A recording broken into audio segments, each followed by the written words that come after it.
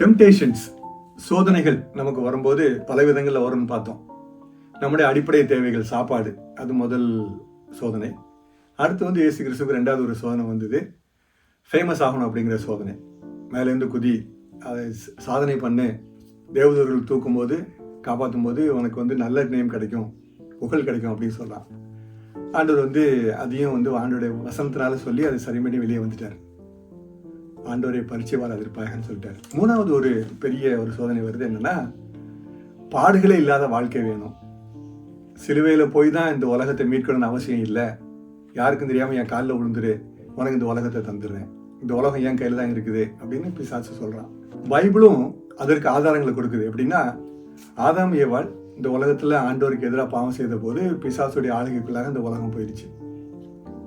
இந்த உலகம் பொல்லாங்கனுக்குள் கிடைக்கிறது அப்படின்னு வேதம் சொல்லுது.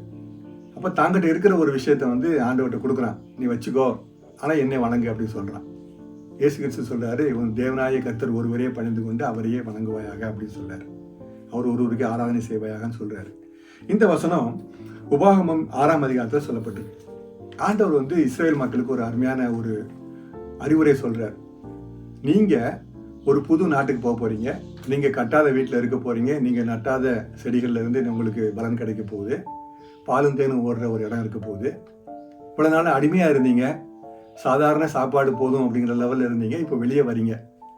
வரும்போது நீங்க சாப்பிட்டு திருப்தி ஆகும்போது கர்த்தரை மறந்து விடாதீர்கள். மறக்காம அவரை மட்டுமே பணிந்து கொண்டு அவருக்கு மட்டுமே ஆராதனை செய்வீர்களாக அப்படின்னு ஆண்டவர் சொல்றாரு.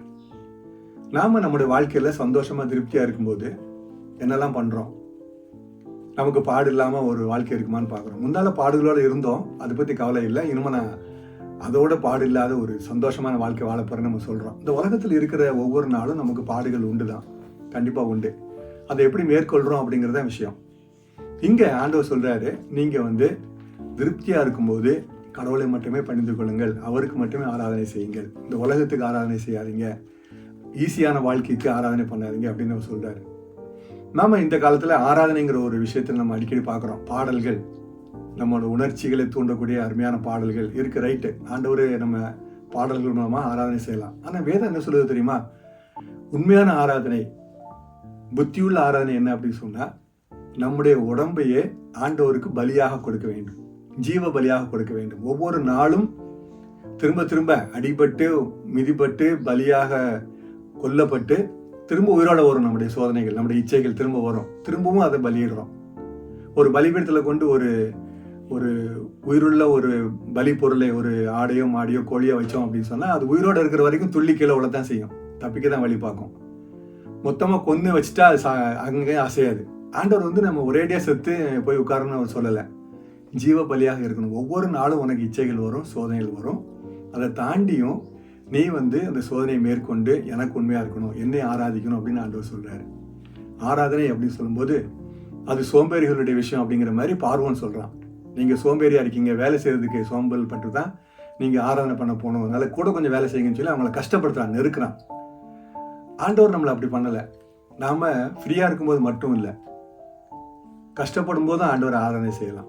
கர்த்தரை நான் எக்காலத்திலும் ஸ்தோத்திரிப்பேன், அவர் துதி எப்போதும் என் வாயில் இருக்கும் அப்படின்னு சங்கீதக்காரர் சொல்கிறான். நம்முடைய வாழ்க்கையில் ஆராதனை அப்படிங்கிறது வந்து பாடுறது மட்டும் இல்லை, மகிழ்ச்சியாக இருக்கிறது மட்டும் இல்லை, மற்ற எல்லா நேரங்களிலும் ஆண்டவரை நாம் ஸ்தோத்திரிப்பது, அவர் நமக்கு கொடுத்த வாழ்க்கையை ஏற்றுக்கொண்டு அவருக்கு நன்றி உள்ளவர்களாக இருக்கிறது தான் ஆராதனை. வாழ்த்துக்கள்.